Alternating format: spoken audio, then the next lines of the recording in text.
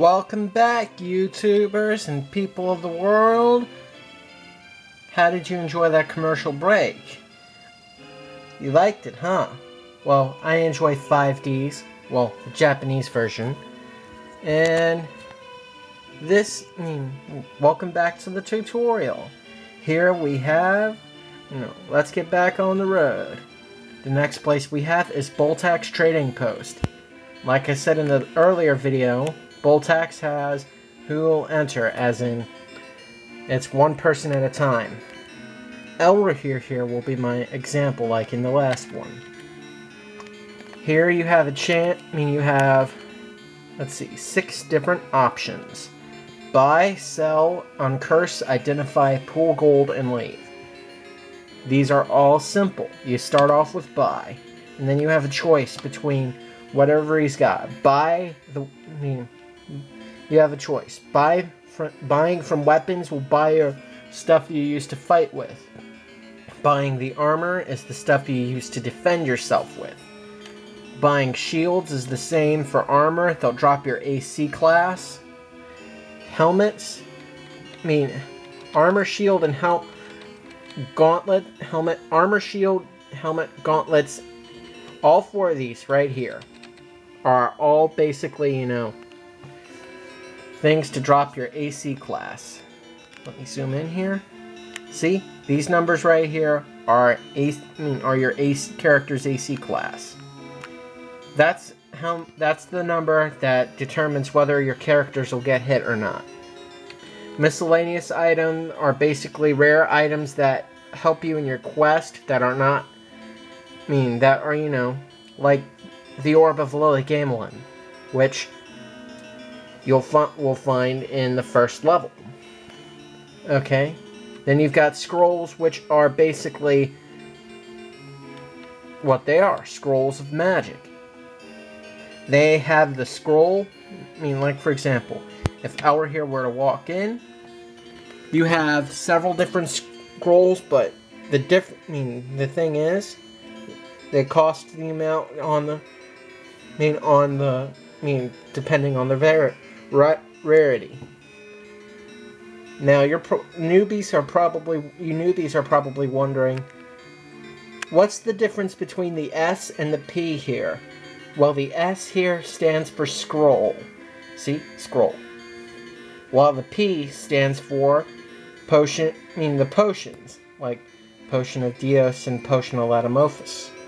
And if I were to buy one of these, the Potion of Dios would heal hit points, same as the Dios spell, and the Potion of Latymophis would heal poison, like the same spell of Latymophis. Okay, let's get out of here. Sell basically means sell your items that you have. If you have items that you don't need here, or you don't want to use anymore, you come here and Boltac will buy them off of you, half of your buying price. Uncurse is a little more complicated than the first two. Uncurse is if your character is of opposite alignment than an equipped item. Like if, say, Hurray here, being evil, equipped a knight's plate, which is an alignment of good, he'd be cursed. And what it is if your character is you go to Boltac and you uncurse him, then he'll remove the gear for the charge of the sale price. How much you would buy it off of him. And then, well, basically, you can equip it again, but that wouldn't be smart, or you can sell it to him. You can't sell equipped cursed gear, because it stays on you.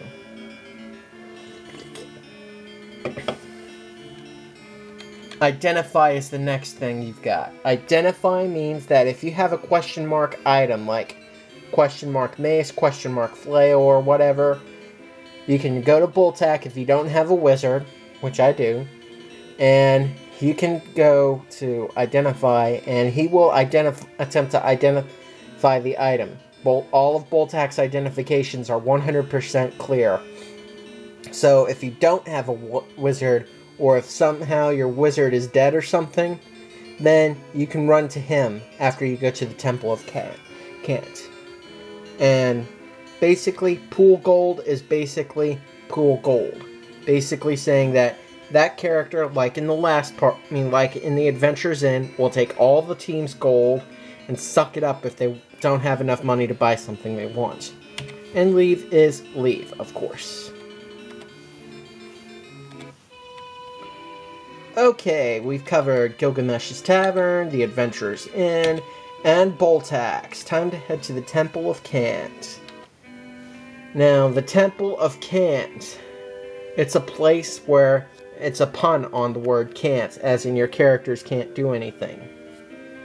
The Temple of Cant is honestly very required when you have when you're at low level like my guys are right now.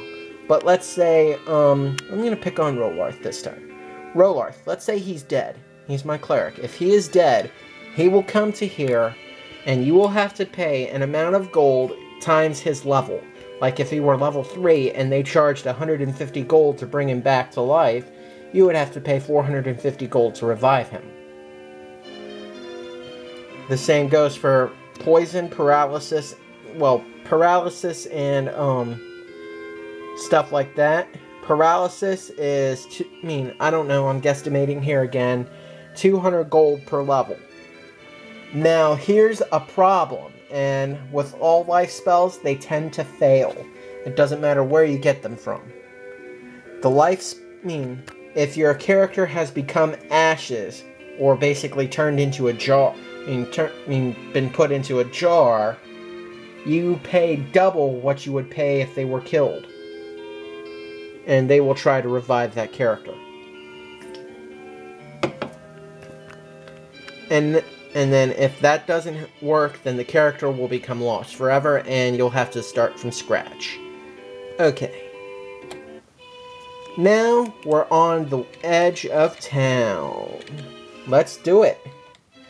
The edge of town also has 5 places. The maze, here. Hang on, let me zoom in. The maze basically takes you to the dungeon of the game. The only dungeon in there. Well, a dungeon with several different mini-dungeons, but that's basically where you explore, fight monsters, level up, and lose characters and stuff like that. That place is for the true adventurer, dungeoneer, or whatever you want to call yourself. Now, the next video, we'll be covering the training grounds, but this is going to be a basic overview of this. The training grounds are what they are. They're the training grounds. They're basically what you can do to create your own characters.